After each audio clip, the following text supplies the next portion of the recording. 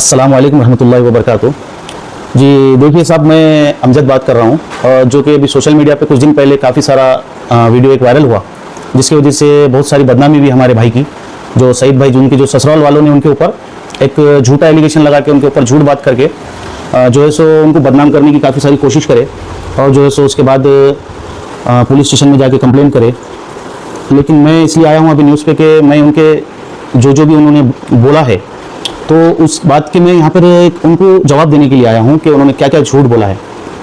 तो उसमें यह है कि जो उन्होंने कहा है कि डेट हो गई, तो घर पे डेट हो गई बोले थे ससुराल वालों ने। जो आसमा, जो क्या नाम है उनका भाभी का, यास्मीन भाभी नाम है हमारे भाभी का, जो इंतकाल कर गए, अल्लाह उनको जन्नत नसीब करे। लेकिन ये लोग जो है उनके ससुराल वाले, जो उनके साली मतलब बहन लोग, यास्मीन भाभी के बहन और उनके भाई ने जो भी हमारे भाई जो सईद भाई है, जो ओमान में रहते, उनके ऊपर जितने भी सारे जो उन्होंने बात बोली है, सारी सरासर झूठ है। तो अभी मैं सोशल मीडिया पे ये बताना चाहूँगा कि आप इसके बारे में मैं जवाब देना चाहूँगा। जैसा कि उनका पहला सवाल था जी कि आपके भाभी को जी ओमान बुलाकर जी प्रेगनेंसी मालूम करके उनके ऊपर टॉर्चर किए गए थे, जी। तो उनके जवाब में आप क्या कहना चाहिए? नहीं, ये बिल्कुल झूठ है। अभी देखो, अपने इंडिया में जैसा कानून है कि बेटी हो या बेटा यहाँ पर मालूम नहीं किया जा सकता है, जेंडर यहाँ पर मालूम नहीं किया जा सकता है, ये सरासर कानून में गलत है और इस्लाम में भी गलत होगा ये बिल्कुल। लेकिन ये वहाँ पे ओमान में भी यही है, वो तो इस्लामिक कंट्री, वहाँ पे ये बहुत सारा गलत चीज़ है। ये उन्होंने सरासर झूठ बोला है। ये इनका पूरा मकसद ये है कि हमारे जो भाई है सईद भाई, जो कि ओमान में रहते हैं ना, तो उनसे है कि नहीं, इनको बस कुछ ना कुछ एक मुआवजा चाहिए। इसके लिए इन्होंने ये सब जो है सो झूठ बात करके इनको फंसाने की कोशिश कर रहे हैं और इनको परेशान कर रहे हैं। हालांकि ये हमारे भाभी का इंतकाल कर गया, तो हमको इतना अफसोस है आज कि अभी हमारा अफसोस आज भी नहीं गया है इसकी। जी, उनके घर वालों का तो कहना है कि आप जनाजे में भी नहीं आए उनके। जनाजे में नहीं आने का साहब ये कारण है कि हम लोग वहाँ पे हॉस्पिटल में ही थे सुबह 12 बजे से, और सब हमने ही किया वहाँ पे हर चीज़। इन लोग 4 घंटे के बाद आए। जैसा इंतकाल कर गया तो वो लोग थोड़ा पागल हो गए, मतलब टेंशन में आ गए, गुस्से में आ गए। किस पे गुस्सा निकालना, तो उनको क्या दिखा, हम लोग शरीफ गरीब, हमारे आंटी, हमारे भाई लोग सब यहाँ पे थे, तो उनके ऊपर गुस्सा निकाले उन्होंने। हॉस्पिटल के अंदर झगड़े कर रहे, हॉस्पिटल में गले पकड़ रहे, सीसीटीवी वहाँ पर फुटेज है।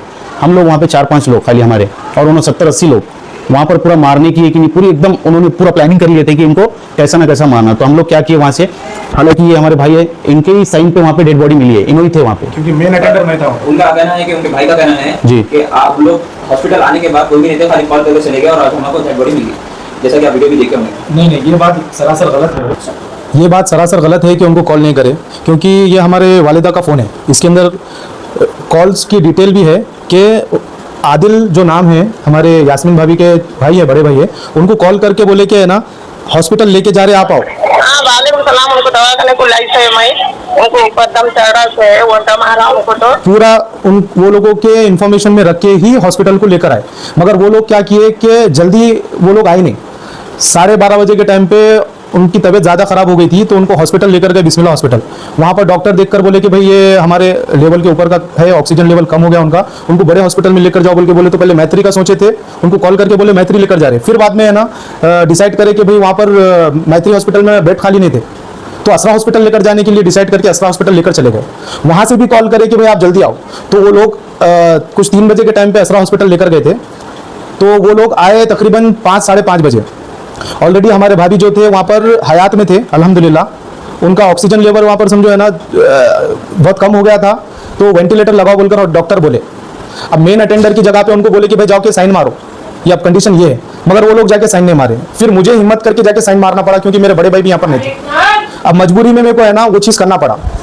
अब इसमें वो लोग एलिगेशंस लगाए कि है ना हम लोग छोड़ के चले गए, ना कोई रिस्पॉन्स दिए, हम भाग गए। मेन अटेंडर के बगैर डेड बॉडी किसी को भी अलाउड नहीं करते। और वहाँ पर के मेरे पास पूरे प्रूफ है, क्योंकि मैं मेरे खुद के फ़ोन से ऑनलाइन पेमेंट कराऊं कि कौन से टाइम पे कितने बजे मैं वहाँ था और कई का पेमेंट दिया। उसके अंदर आईसीयू के पेमेंट और मेडिकल के पेमेंट, वो सारे पेमेंट मेरे पास उसका प्रूफ है। और वो लोग है ना दूसरा और एक एलिगेशन लगा रहे कि हमारे भाई जो है उनको उन्होंने फ़ोन लगाया, उन्होंने रिसीव नहीं करे। उल्टा मेरे भाई उनको कॉल्स कर रहे थे कि आप लोग जल्दी जाओ, मगर फिर भी वो लोग फ़ोन कट कर दिए। हॉस्पिटल में बहुत ज़्यादा तमाशे करे। मुगलपुरा पीएस में ऑलरेडी वहाँ के 3 जवान और एक लेडी कांस्टेबल आके वहाँ पर बैठे हुए थे कि झगड़ा नहीं होना बोलकर। वो लोगों को नीचे भी बिठा दिए। असरा हॉस्पिटल के सीसीटीवी कैमरे में भी वो हर चीज़ रिकॉर्ड है। ये कोई मुंह जबानी बात नहीं है, ऑफिशियल देख सकते हैं अगर किसी को देखना है तो। वो लोग समझो सिंपैथी के लिए है ना, रो के धो के, किसी की बहन का इंतकाल हो रहा तो कोई भी आके मीडिया में आके बोल नहीं सकते। आज हमारे समझो बहन, अब भाभी से ज्यादा मेरी बहन थे वो। आज मैं 3 दिन के बाद आके मीडिया में बात कर रहा हूँ, क्योंकि मेरे पास बात करने के लिए जवाब नहीं था, मेरे को बात ही करने नहीं आ रहा था। मैं मेरे सदमे में था कि मेरी बहन को क्या हो गया। वो जो उन्होंने सुना रहे कि ऐसा घर पे आने नहीं देते थे, करने, ऑलरेडी 1 तारीख के दिन आदिल भाई खुद आए हमारे घर पे, सीसीटीवी कैमरे है जिसके अंदर उन्होंने अच्छे से आए, मिल के गए। हमारे भाभी नहीं चाह रहे थे कि वहां पर जाना बहनों की वजह से। जो हाजरा तहसीन है, जो नौशीन समझो भाई उनके बहन है, वो लोगों से उन्होंने बदजन आके नहीं जाना चाह रहे थे। मेन मुद्दा उनका यही था कि भाई मैं डिलीवरी यहाँ करके आराम से वहां जाके समझो भाई थोड़े दिन रह के आना। हमारे भाई जब ओमान से उनको इंडिया भेजे, वो लोग है ना गेम डाल के पहले बहन को बोले, यास्मीन भाभी को हमारे, कि तुम्हारे अपने माँ की तबीयत खराब है, आप जा जल्दी आओ। तो उन्होंने समझो है ना वो बातें करके यहाँ पर बुला तो लिया उनको। असल उनका इरादा ये था कि ओमान में ही डिलीवरी करके इंडिया आने का था।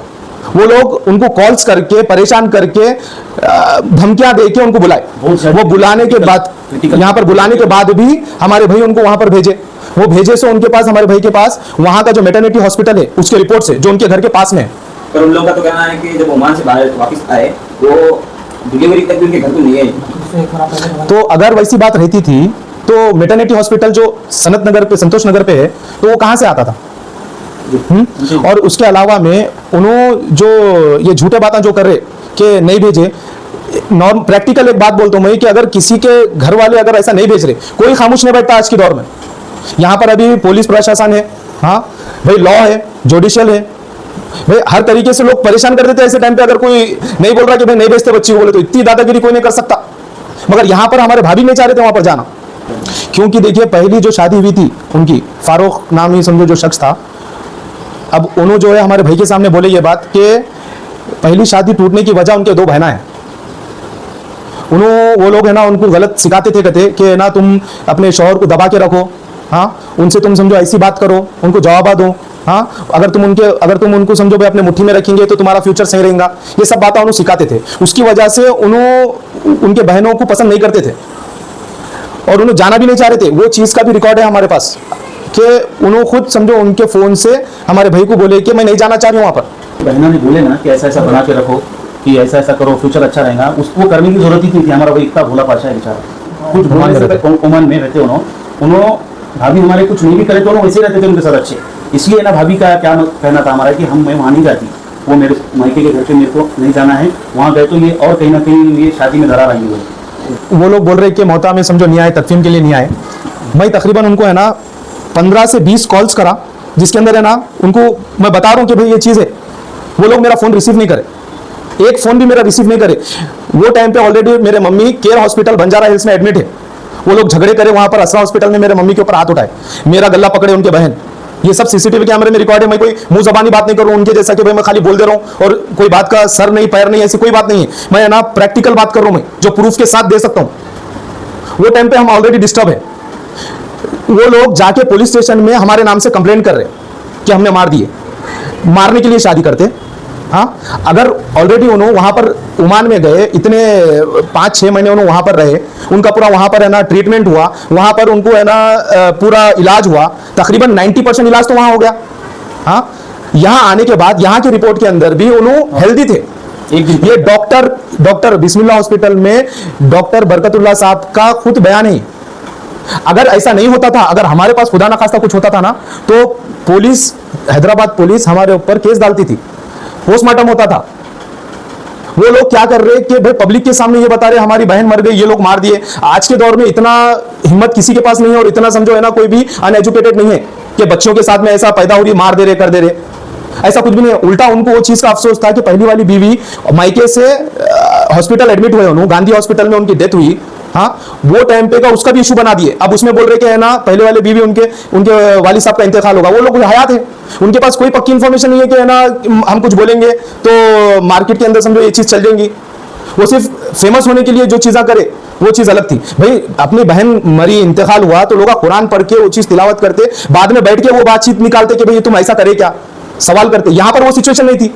यहाँ पर रोड पे तमाशे हुए, यहाँ पर रोड पे ये बता रहे थे कि भाई हमारी बहन मर गई, ये लोग मार दिए, उनका शौहर जालिम था। भाई एजुकेटेड पर्सन, उसको दीन दुनिया हर चीज़ की समझ है, उसको क्या अल्लाह का डर नहीं रहता? वो चुपी समझो अपने फैमिली को वहां पर, उन्होंने आने से पहले वहां पर ओमान में फैमिली वीजा के साथ सेट थे उनकी बड़ी बेटी के साथ। ये दो बहना उनको है ना जबरदस्ती करके बुलाए, ये जरूरत नहीं थी इनको ये चीज करने। ये सब चीज हुई थोड़े दिन 5-6 महीने पहले। हमारे भाई को उन्होंने पैसे मांगे थे स्कूल के लिए, उसके अंदर हमारे भाभी को पार्टनर रखते, डायरेक्टर बनाते, जरा अपन करेंगे बोल के। तो हमारे भाई की गलती ये थी कि उन्होंने अच्छे से बोलना छोड़ के उनको फोन लगा के गुस्सा कर दिए हमारे भाभी के बहनों को कि हमारे मेरी बीवी को बीच में नहीं लेना और कभी बोलना नहीं कि भाई ऐसी चीज है, क्योंकि मेरे को ऐसा कुछ करना नहीं है। तो वो चीज का गुस्सा उन्होंने इसके ऊपर निकाल रहे भाइयों। अब एक बात बताता हूं मैं नॉर्मली कि और एक उन्होंने एलिगेशन लगाए कि हमारे मम्मी जो है वो उनको टॉर्चर करते थे, कराते थे। और उसमें चलो उनके मम्मी भाई उनके खुद मम्मी बोल रहे कि उनकी माँ बोलती थी कि भाई मेरा भाई जो है उनका बेटा कुछ सुनता नहीं करता नहीं, उन्हें उसकी चला था। ये बोलने के बाद भी वो लोग समझो ऐसा बता रहे कि है ना मेरे मम्मी जालिम है। तो कॉल क्यों करते थे, क्यों बताते थे? मेरे भाभी क्यों रहना चाह रहे थे फिर मेरे मम्मी के साथ? अगर उन्हें जालिम रहते थे तो पहली फुर्सत में चले जाते थे वहां पर, नहीं गए ना।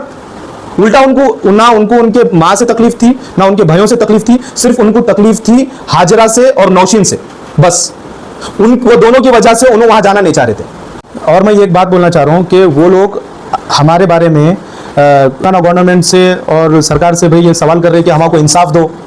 भाई हमारी बदनामी हुई, हमारे मम्मी हॉस्पिटल में चले गए, जो हॉस्पिटल में एडमिट है अभी भी, बंजारा हिल्स केयर हॉस्पिटल में। अगर इनको कुछ हो गया तो इसके जिम्मेदार कौन है? और वो लोग जो झूठे इल्जाम लगाए वो साबित भी नहीं कर सकते, हमारे पास प्रूफ है। भाई लॉ क्यों है, कोर्ट क्यों है? अगर उनको कोई चीज बोलना है तो कोर्ट में आके बताओ, साबित करो। ये सिर्फ मीडिया के सामने आके तुम झूठे बयान कर देंगे, लोगों की सिंपत्ति ले लेंगे, इससे कुछ होने वाला नहीं है। अगर तुम सच्चे हैं तो तुम आओ, साबित करो, लॉ के हिसाब से बात करो, लॉ के हिसाब से बात होगी, लॉ के हिसाब से सजा मिलेंगी जो भी इसके अंदर गुनहगार है। और वो लोग डॉरी केस कर रहे हैं हमारे ऊपर के। डॉरी केस करने की वजह क्या है? क्या हमने पैसा मांगे? हाँ, क्या चाहिए हमने? वो लोग ये बता रहे कि है ना तुम बहुत बड़े जालिम है, तुम मेरी बहन के ऊपर जुल्म कर दिए। हाँ, कानून क्यों है? अगर हम जुल्म करेंगे तो कानून हमारे साथ इंसाफ करेगा, कानून सजा देगा हमको अगर हम ऐसा जुल्म करें तो। वो लोग कानून को भी चैलेंज कर रहे। जैसा कि वीडियो में भी बताया गया है कि उनके वालदा ने एक एलिगेशन लगाया कि आपके घर पर आपके वालदा और आपके भाई के जानिब से टॉर्चर होते हैं, तो उस पर आपका क्या कहना है? देखिए उनके पास वो चीज का कोई प्रूफ नहीं है कि हम है ना उनके भाभी के ऊपर कोई टॉर्चर करे, ना कोई प्रूफ है ना कोई चीज है। वो सिर्फ अपने दिल से लगा रहे। अगर वो चीज होती, अगर उनके ऊपर कोई जुल्म होता या कुछ उनके ऊपर समझो अत्याचार करते, तो हमारे भाभी तभी है ना सबके सामने लेकर आ जाते थे, उनके बड़े लोग हमारे पास आके बैठ जाते थे। अब तक के 2 साल हो गए शादी होके, कभी कोई मैटर नहीं हुआ, कभी कोई लफड़ा नहीं हुआ, किसी के पास बैठक नहीं हुई, ना पुलिस स्टेशन पे गए। ये लोग खाली सिर्फ और सिर्फ, मैं बोलता हूँ आपको भाई लोग, पूरे सोशल मीडिया की पब्लिक को, कि इन्हों पैसों के लिए कर रहे हैं। अभी मैं जब से बोलने रहा था इसलिए, ये लोग का क्या है कि सईद भाई हमारा है ना ओमान में रहते हैं, पैसे वाला होगा, तो ये सब इन्हों पैसों के वास्ते कर रहे हैं। इनका सीधा सीधा मकसद है कि इनसे पैसे लेना, बस दूसरा कुछ नहीं है। और आपको अभी और बहुत सारे बातें हैं, आमने सामने आएंगे तो इंशाल्लाह आपको हम प्रूफ के साथ बात करेंगे, प्रूफ के साथ बाज़ाब्ता सब चीजों से बताएंगे आपको। हमारे हैदराबाद के उलमा इकराम से कि ऐसे मसले जो भी है, हम खुद आना चाह रहे हैं आपके पास, हमको बुलाओ, वो लोगों को बुलाओ जो सही है, आप वो उसका फैसला करो। क्योंकि यहाँ पर है ना माशरा खराब हो जा रहा। वो लोग मीडिया में जाके अपने हिजाब को निकाल के वो चीज करके, वो चीज सही नहीं है दीन के एतबार से।